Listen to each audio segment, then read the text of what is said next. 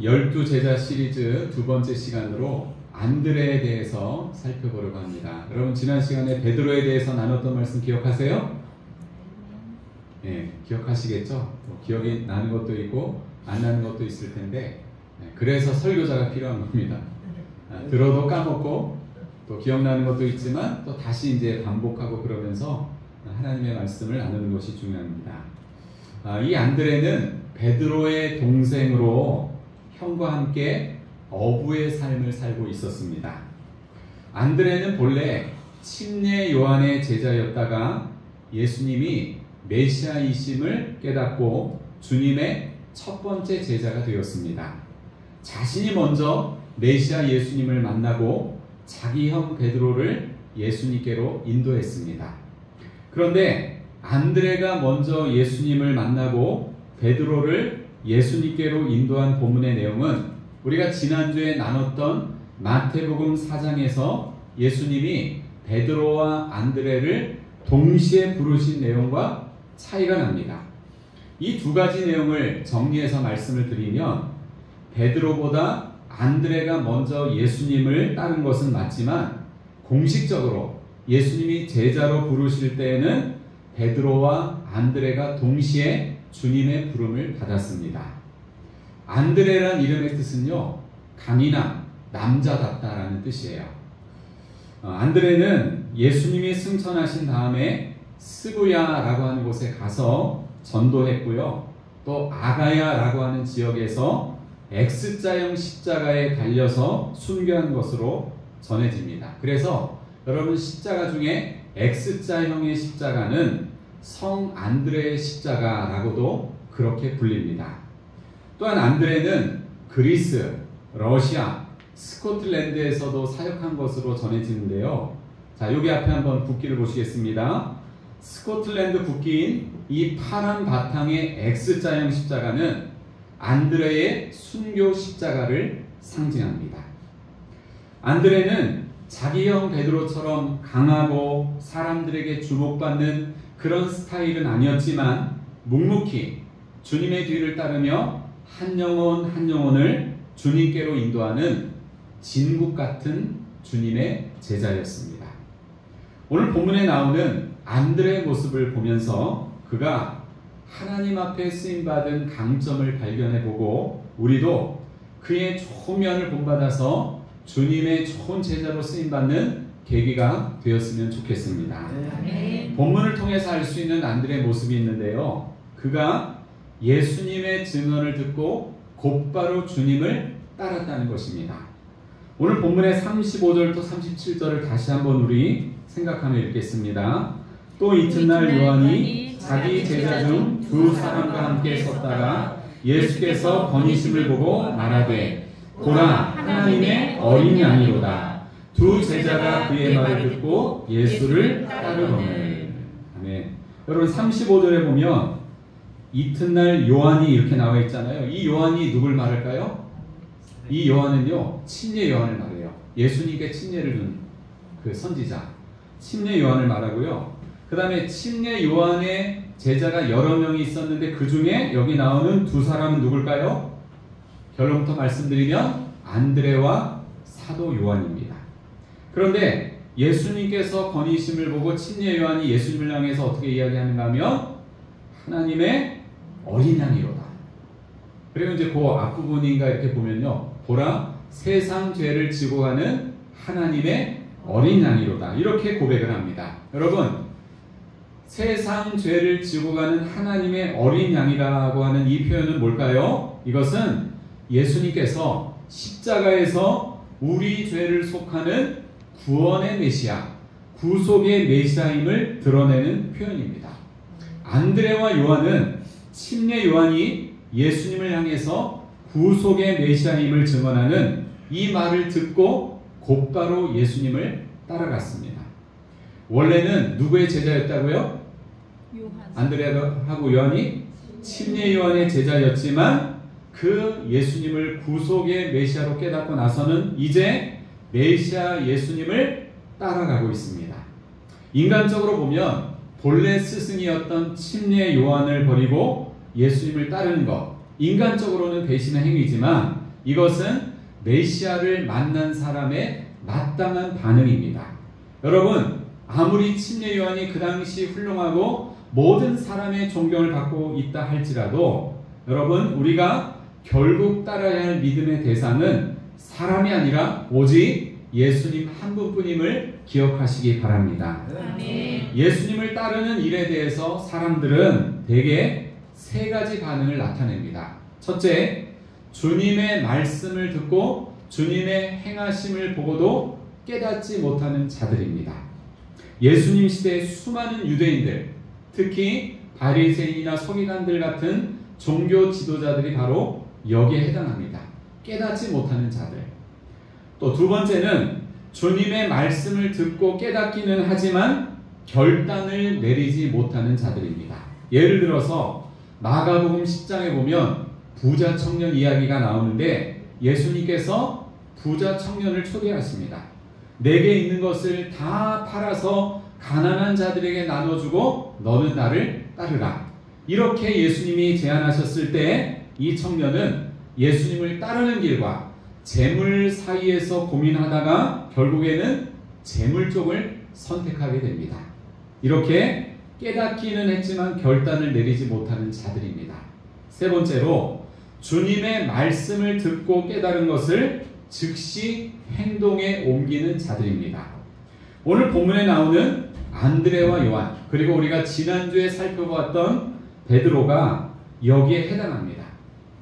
사랑하는 여러분, 주님이 어떤 사명의 자리로 여러분을 부르실 때에 여러분은 어떻게 반응하십니까? 깨닫지 못하는 편이십니까? 아니면 결단을 못하십니까? 아니면 깨달은 즉시 행동에 옮기는 분이십니까? 1번이세요? 2번이세요? 3번이세요? 한번 손 들어볼까요? 자, 난 좀 잘 깨닫지 못하는 편이다. 손 들어보세요. 괜찮습니다. 네, 내리시고. 나는 잘 깨닫는데 결단을 못한다. 2번. 네, 많이 그렇죠. 저도 그렇고. 그 다음에 나는 깨달았으면 즉시 행동으로 옮긴다. 3번. 김지사님 3번 아니세요? 네, 뭐 다 우리에게 그런 연약함이 있습니다. 그렇다면 여러분, 누가 주님을 온전히 따르는 제자가 될 수 있죠? 1번이에요? 2번이에요? 3번이에요? 3번이죠. 깨달은 즉시 하나님의 말씀 따라 행동에 옮기는 자, 이런 사람이 하나님 앞에서 온전한 제자의 길을 걸어갈 수 있습니다. 오늘 우리의 신앙생활도 주님의 말씀을 듣고 깨달았다면 곧바로 결단하고 주님을 따르는 안드레와 같은 참 제자의 모습이 되기를 주님의 이름으로 축원합니다. 아멘. 두 번째로 우리가 본문을 통해서 알 수 있는 안드레의 모습이 있습니다. 그가 예수님과의 동행을 갈망했다는 것입니다. 자, 본문의 38절과 39절을 같이 읽겠습니다. 예수께서 돌이켜 그 따르는 것을 보시고 물어 이르시되 무엇을 구하느냐? 이르되 랍비여 어디 계시오니이까 하니 랍비는 번역하면 선생이라. 예수께서 이르시되 와서 보라. 그러므로 그들이 가서 계신 데를 보고 그날 함께 거하니 때가 10시쯤 되었더라. 아멘. 38절에서 예수님이 안드레와 요한에게 무엇을 구하느냐 이렇게 하신 것은요, 너희는 지금 무엇을 찾고 있느냐 그런 뜻입니다. 너희 지금 뭘 찾고 있니? 그러자 안드레와 요한이 뭐라고 또 물었죠? 랍비여 어디 계시오니까. 지금 바로 자기들 눈앞에 예수님이 있는데 랍비여 어디 계시오니까 이게 좀 이상하잖아요. 근데 이 말의 뜻은 뭔가 하면 선생님 어디에 묵고 계십니까? 선생님이 기거하는 그 집, 그 장소가 어디냐고를 묻는 것입니다. 그 질문에 예수님이 또 뭐라고 대답하셨어요? 와서 보라. 내가 묵고 있는 그 집을 와서 봐라.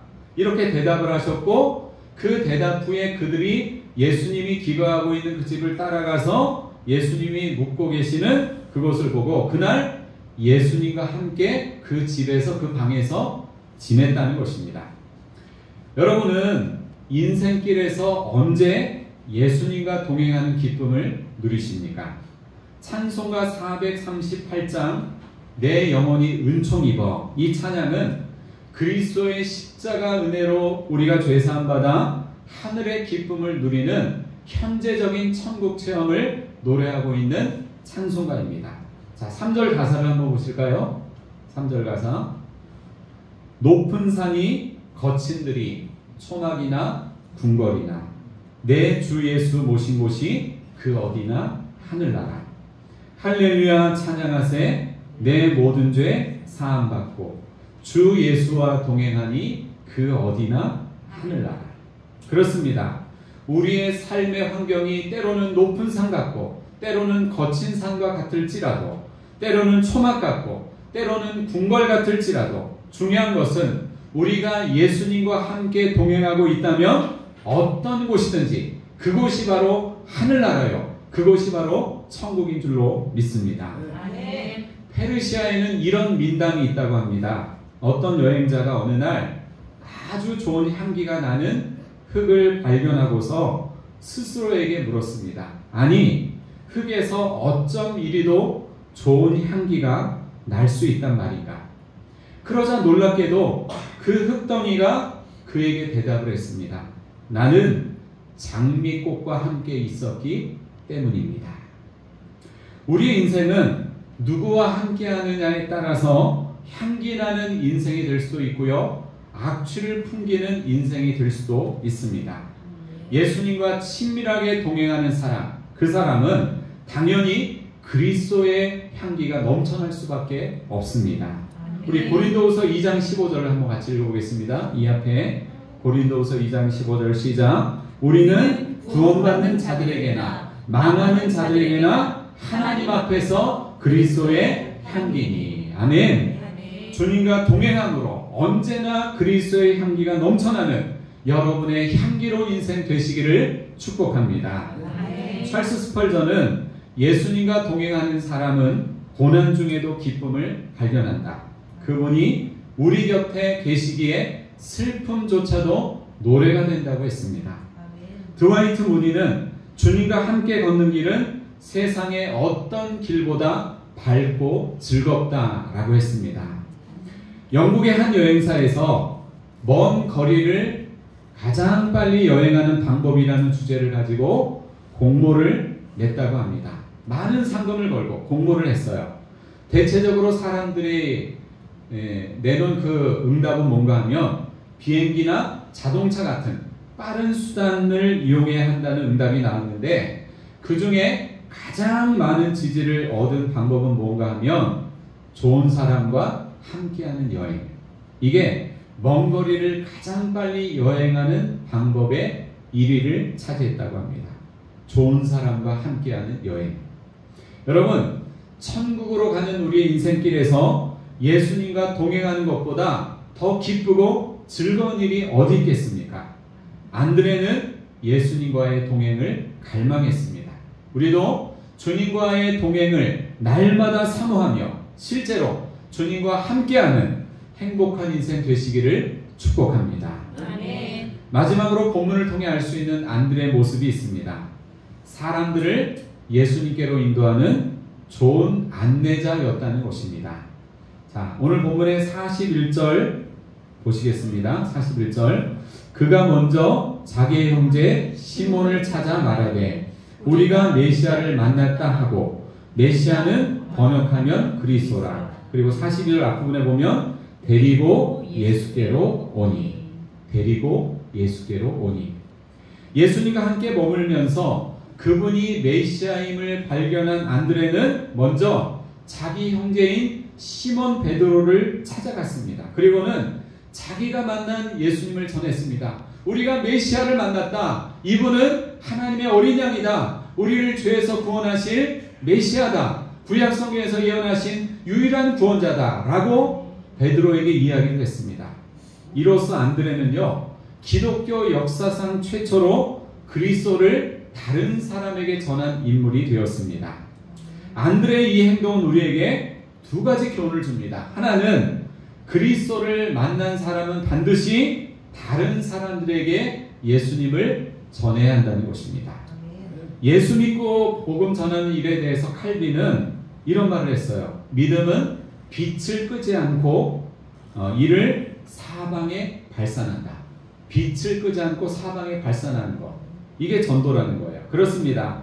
그리스도의 생명의 빛을 끄지 않고 사방에 계속해서 이 복음의 빛을 발산하는 것이 믿음을 가진 모든 그리스도인의 사명인 줄로 믿습니다. 아멘. 두 번째로 안드레 행동이 주는 교훈이 있습니다. 전도의 효과적인 방법 중 하나가 먼저는 가까운 사람들, 내 가족, 친척, 친구들 이런 사람들에게 찾아가서 먼저 전하는 것이라는 사실입니다. 여러분, 안드레처럼 여러분도 가까운 사람에게 먼저 복음을 전하시기 바랍니다.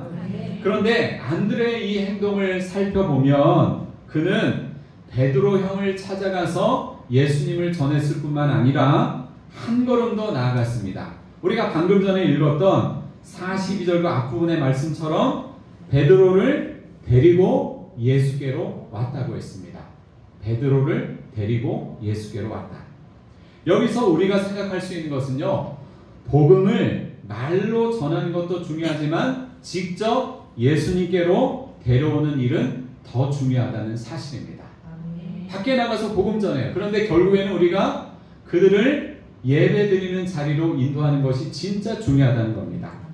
여러분은 한 영혼을 예배의 자리로 인도하기 위해서 얼마만큼의 기도와 또 수고와 섬김을 행하고 있습니까? 어떻게든 저 영혼이 예수님을 만나도록 해야 되겠다라고 하는 절박한 심정과 적극적인 자세와 행동이 없으면 우리는 한 영혼을 구원하기도 어렵습니다. 제가 아는 어떤 목사님이 있는데요, 일반 상식으로는 좀 이해하기 어려운 면이 많이 있지만 그러나 영혼을 향한 중심은 굉장히 분명하신 분입니다. 어느 날 주일 예배를 드리는데 교회 어떤 청년이 예배를 드리러 오지 않았습니다. 분명히 집에 있는 걸 아는데 나태하게 신앙생활하고 있는 이 청년을 이 목사님이 그냥 가만둘 수가 없었어요. 그래서 예배를 드리고 나중에 그 청년이 살고 있는 아파트를 찾아갔습니다. 그 아파트 문 앞에서 아무리 전화를 해도 전화를 안 받아요. 아무리 초인종을 눌러도 인기척도 없는 거예요. 그래서 성질이 불같은 이 목사님이 어떻게 했느냐, 아파트에 방범창을 뜯어내고 집 안으로 들어간 거예요. 집 안으로. 저는 그렇게 죽었다 깨어나도 못해요. 근데 그 목사님은 그런 불같은 성질이 있어요.